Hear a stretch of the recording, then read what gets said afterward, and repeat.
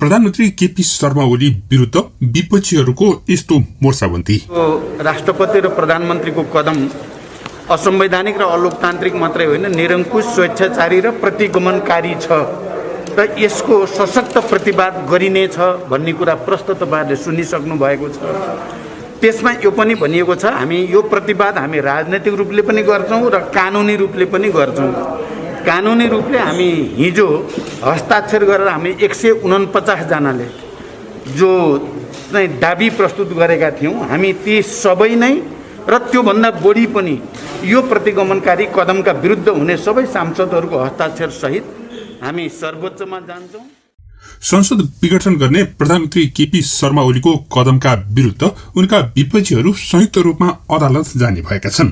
प्रधानमन्त्री केपी शर्मा ओलीको कदम विरुद्ध विपक्षी दलहरू नेपाली कांग्रेस, नेकपा माओवादी केन्द्र, नेकपा एमालेका माधव कुमार नेपाल पक्ष अनि जनता समाजवादी पार्टी नेपालका उपेन्द्र यादव र बाबुराम भट्टराई पक्ष, त्यस्तै राष्ट्रिय जनमोर्चा पार्टीले पनि प्रधानमन्त्री केपी शर्मा ओली विरुद्ध संयुक्त रूपमा अदालत जाने भएका हुन्।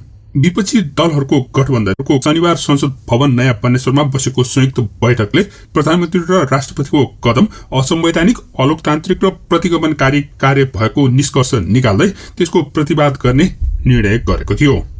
सो बैठकमा उनीहरूले संसद विघटन विरुद्ध राजनीतिक र कानूनी रूपमा प्रतिवाद गर्ने भन्दै एक पेज लामो विज्ञप्ति पनि जारी गरेका थिए। यो विज्ञप्ति पनि हतारमा तयार गरेको जस्तो देखिएको छ, किनकि एक ठाउँमा प्रधानमन्त्रीको शब्दलाई काटिएको छ भने अर्को ठाउँमा राजनीतिलाई राजनीतिक बनाइएको छ। त्यस्तै प्रचण्डको पार्टीको नाममा नेकपा माओवादी मात्रै राखिएकोमा केन्द्र पछि थपिएको छ। राष्ट्रिय जनमोर्चामा दुर्गा पौडेलको पद उपाध्यक्ष भन्ने हातले लेखिएको छ। विघटित प्रतिनिधि सभाका सभामुख अग्निप्रसाद सापकोटाको भनाई, प्रतिनिधि सभा विघटन संविधान र सर्वोच्चको फैसला विपरीत। वैकल्पिक सरकार गठन हुनै लागेको अवस्थामा संसद विघटन गर्नु असंवैधानिक रहेको भन्दै सभामुख अग्नि सापकोटाले एक पेज लामो विज्ञप्ति जारी गरेका छन्। सरकारले प्रतिनिधि सभा विघटन गरेपछि कानूनविदहरूसँग परामर्श गरेका सभामुख सापकोटाले एक विज्ञप्ति जारी गर्दै संसद विघटन असंवैधानिक भएको टिप्पणी गरेका छन्। प्रतिनिधि सभा विघटन भएको प्रति गम्भीर ध्यानाकर्षण भएको भन्दै सभामुख सापकोटाले विघटन अघिको सर्वोच्चको फैसलाको समेत यो विपरीत कदम भएको बताएका हुन्। सभामुख सापकोटाले जारी गरेको विज्ञप्तिमा संविधानको धारा 76 उपधारा 5 अनुसार वैकल्पिक सरकार गठनका लागि वस्तुगत आधार पेश भइसकेको अवस्थामा प्रधानमन्त्री नियुक्त गर्ने विकल्प रहँदै सार्वभौम प्रतिनिधि सभा विघटनको निष्कर्षमा पुग्नु कदापि स्वाभाविक र संवैधानिक कदम मान्न सकिने अवस्था रहँदैन भनेर बताएका छन्। सभामुख सापकोटाले जेठ 7 गते जारी गरेको विज्ञप्तिमा कोरोना महामारीको अवस्था भयावह रहेको बेला सरकारको प्राथमिकता नागरिकको स्वास्थ्य हुनुपर्नेमा त्यसो हुन नसकेर राजनीतिक संकट निम्त्याएको र त्यसको कारणले संकट थप बढ्न सक्ने चिन्ता समेत व्यक्त गरेका छन्। र जसरी हिजो संसद विघटन एउटा निरङ्कुश कदम हो, प्रतिगमनकारी कदम हो भनेर त्यसको सडकमा पनि र चाहिँ अदालतमा पनि राम्रै प्रतिवाद भयो र अदालतले अन्ततः संसद पुनर्स्थापना गर्ने निर्णय गर्यो। हामीलाई विश्वास छ बहुमत सांसद सदस्यहरूको हस्ताक्षर सहित हामी रिट निवेदनमा गइसकेपछि र संसदभित्रै अर्को विकल्प भएको कुरा प्रमाणित हिजो भएकै थियो। मध्यरातिमा बडो अपारदर्शी तरिकाले, बडो निरङ्कुश र षड्यन्त्रमूलक ढङ्गले जसरी संसद फेरि विघटन गरिएको घोषणा गरिएको छ, त्यसको प्रतिवाद पनि त्यसरी नै गरिनेछ। सडकमा पनि र अदालतमा पनि हामीलाई विश्वास छ अदालतले अन्ततः फेरि एकचोटि लोकतन्त्रको पक्षमा, संविधानको पक्षमा, निरङ्कुशताका विरुद्ध फैसला गर्नेछ। नेपाली जनता पहिलो चाहिँ एपिसोडमै त्यो देखिएको, नेपाली जनता यो संसद विघटन गर्ने प्रतिगमनकारी कदमका विरुद्ध छन् भन्ने कुरा लाखौं जनता सडकमा आएर देखाइसकेको कुरा हो। अहिले कोरोनाको यो महामारीको बेलामा सबै शक्ति मिलेर त्यसको कोरोनाको महामारीका विरुद्ध प्रतिवादमा उत्रिनु पर्ने बेलामा प्रधानमन्त्री र राष्ट्रपतिले बडो षड्यन्त्रमूलक ढङ्गले जसरी देशलाई दुर्घटनातिर लानुभएको छ त्यसलाई नेपाली जनताले सहने छैनन्। कारण जनताको तहबाट पनि, स्थानीय तहदेखि नै यसको प्रतिवाद सुरु गरिनेछ, गर्नेछन् र अदालतमा पनि यसबारे सशक्त बहस हुनेछ र फेरि पुनर्स्थापना भएर लोकतन्त्र ट्र्याकमा जानेछ भन्ने हाम्रो विश्वास। अन्तिम प्रश्न, त्यसो भए केपी शर्मा ओलीको सरकारले गराउने भनेको निर्वाचन तपाईँहरू 70 वैशाख गर्नुहुन्छ, चुनावमा भाग लिनुहुन्न? यो निर्वाचन गर्नको लागि घोषणा गरिएकै छैन, हामीलाई त्यो विश्वास छैन पहिलो कुरा। दोस्रो कुरा, यो संविधान सम्मत छैन, त्यसकारण त्यो चुनावको अर्थ पनि छैन। तर चुनावमा हामी के गर्ने भन्ने बारे हामी सल्लाह गर्दैछौँ। प्रस्तुत छ सो विज्ञप्तिको पूर्ण पाठ जस्ताको तस्तै। संयुक्त प्रेस विज्ञप्ति मिति 2078-287। नेपाली जनताको लामो कठोर आन्दोलन, संघर्ष, त्याग र बलिदानबाट प्राप्त नेपालको संविधानमाथि प्रधानमन्त्री केपी शर्मा ओलीले प्रतिनिधि सभाको विघटन गरी आघात पुर्याएका छन्। नेपालको संविधानको धारा 76 को उपधारा 3 बमोजिम प्रधानमन्त्रीमा नियुक्त केपी शर्मा ओलीद्वारा सोही धाराको उपधारा 4 बमोजिम विश्वासको मत लिनुपर्ने बाध्यकारी प्रावधानको उल्लंघन गर्दै उपधारा 5 बमोजिम प्रधानमन्त्री नियुक्त हुनुपर्ने सिफारिस राष्ट्रपतिलाई गरियो। संविधानको संरक्षणको दायित्व रहेको राष्ट्रपतिबाट समेत प्रधानमन्त्रीको उक्त सिफारिस अनुसार नै 1 दिनको मात्र समय दिएर नयाँ प्रधानमन्त्री नियुक्तिको लागि आह्वान भयो। नेपालको संविधान, प्रतिनिधि सभा र लोकतन्त्रको रक्षाका लागि हामीले नेपाली कांग्रेसका सभापति तथा प्रतिनिधि सभाका मान्य सदस्य शेरबहादुर देउपालाई प्रधानमन्त्री पदमा नियुक्तिको लागि प्रतिनिधि सभाका 149 मान्य सदस्यहरूको हस्ताक्षर सहित राष्ट्रपति समक्ष दाबी प्रस्तुत गरेका थियौं।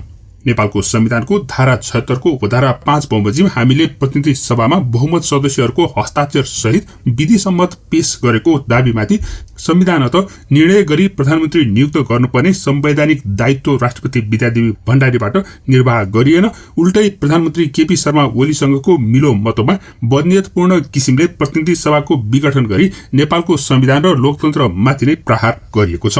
यस प्रतिगामी कदमबाट मुलुक नयाँ राजनीतिक ध्रुवीकरण र जटिलतातर्फ धकेलिएको छ। निर्वाचन नगराई आफ्नो निरङ्कुश सत्ता लम्ब्याउने दुराशयबाट घोषित आम निर्वाचनको कोरोना संक्रमणको महामारीको भयावह अवस्थाको सामना गरिरहेका जनताको जीवनलाई झन गम्भीर संकटतर्फ धकेलिदिएको छ। यस्तो महामारीमा राजनीतिक जगत र सिंगो राष्ट्रलाई एकताबद्ध रूपमा अगाडि बढाउनु पर्नेमा जनप्रतिनिधि संस्थालाई विघटन गरी प्रधानमन्त्रीबाट अत्यन्त गैर जिम्मेवार कार्य भएको छ। यसबाट देश र जनताले झन बढी दुःख र कष्ट सामना गर्नुपर्ने स्थिति सिर्जना भएको छ।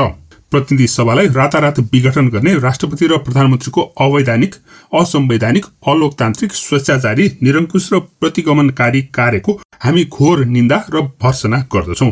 राष्ट्रपति र प्रधानमन्त्रीको प्रतिनिधि सभा विघटन गरी मुलुकमा राजनीतिक अनिश्चय, अन्यल र अराजकता सिर्जना गर्ने असंवैधानिक, अलोकतान्त्रिक र प्रतिगमनकारी कार्यका विरुद्ध एकताबद्ध भई राजनीतिक र कानूनी रूपमा सशक्त किसिमले प्रतिवाद गर्न हामी कटिबद्ध छौं। राष्ट्रपति र प्रधानमन्त्रीबाट प्रतिनिधि सभाको विघटन गर्ने प्रतिगमनकारी कार्यका विरुद्ध एकजुट भई नेपाली जनताको लामो आन्दोलन, संघर्ष र बलिदानबाट स्थापित नेपालको संविधानमा अन्तर्निहित संघीय लोकतान्त्रिक गणतन्त्र, समावेशी लोकतन्त्र एवं नेपालको सर्वोपरि राष्ट्रिय हितको रक्षाका लागि दृढतापूर्वक अगाडि बढ्न हामी सम्पूर्ण राजनीतिक दल तथा जनसमुदायमा हार्दिक आह्वान गर्दछौं। शेरबहादुर देउवा, सभापति नेपाली कांग्रेस, पुष्पकमल दाहाल प्रचण्ड, अध्यक्ष नेकपा माओवादी केन्द्र, माधव कुमार नेपाल, वरिष्ठ नेता नेकपा एमाले, उपेन्द्र यादव, अध्यक्ष जसपा नेपाल, दुर्गा पौडेल, उपाध्यक्ष राजमो।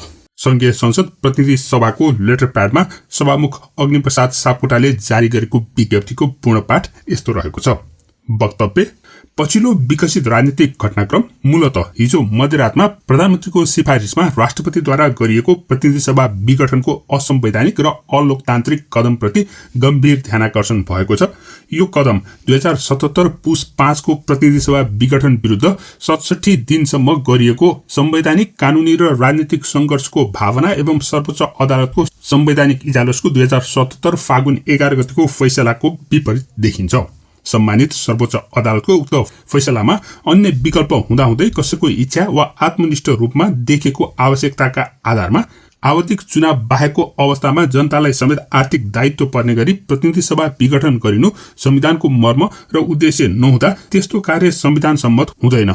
उल्लेख भएको यहाँ विशेष स्मरणीय छ। संविधानको धारा 76 5 अनुसार वैकल्पिक सरकार गठनका लागि वस्तुगत आधार पेश भइसकेको अवस्थामा प्रधानमन्त्री नियुक्त गर्ने विकल्प रहँदै सार्वभौम प्रतिनिधि सभा विघटनको निष्कर्षमा पुग्नु कदापि स्वाभाविक र संवैधानिक कदम मान्न सकिने अवस्था रहँदैन।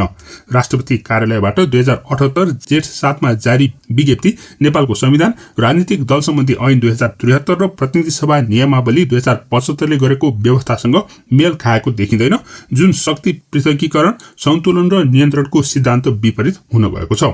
कोभिड-19 महामारीको भयावह परिस्थिति भोगिरहेका नागरिकका लागि यसको रोकथाम, नियन्त्रण र उपचार सर्वाधिक प्राथमिकताको विषय हो। तर नयाँ राजनीतिक संकटले मुलुकको प्राथमिकता बदलिने र महामारीबाट नागरिकको जीवन थप जोखिममा पर्ने खतरा बढाउनेछ, साथै मुलुक र जनतालाई थप आर्थिक भार पर्ने अवस्था पनि सिर्जना हुनेछ। फेरि एकपल्ट राष्ट्रिय हित, संवैधानिक सर्वोच्चता र लोकतन्त्रको रक्षाको लागि राजनीतिक दलहरू, माननीय सांसदहरू, नागरिक समाज, संविधानविद, कानून व्यवसायी, बुद्धिजीवी, संचार जगत लगायत सम्बद्ध सबै पक्षलाई एकजुट हुन हार्दिक अपील गर्दछु। 2078-28 अग्निप्रसाद सापकोटा भनेर हस्ताक्षर गरिएको छ। विघटित संघीय संसद प्रतिनिधि सभाका सभामुखले गत फागुन 11 गते सर्वोच्च अदालतले गरेको फैसलाको उद्धरण गरेर निकालेको यो वक्तव्यको बारेमा तपाईँ के भन्नुहुन्छ? के अदालतले फेरि यो संसदलाई बिउताउन सक्छ होला त? 5 वटा राजनीतिक पार्टीहरूका प्रतिनिधिले जारी गरेको संयुक्त प्रेस विज्ञप्तिको बारेमा तपाईँ के भन्नुहुन्छ? कृपया कमेन्ट गर्नुहोला। धन्यवाद।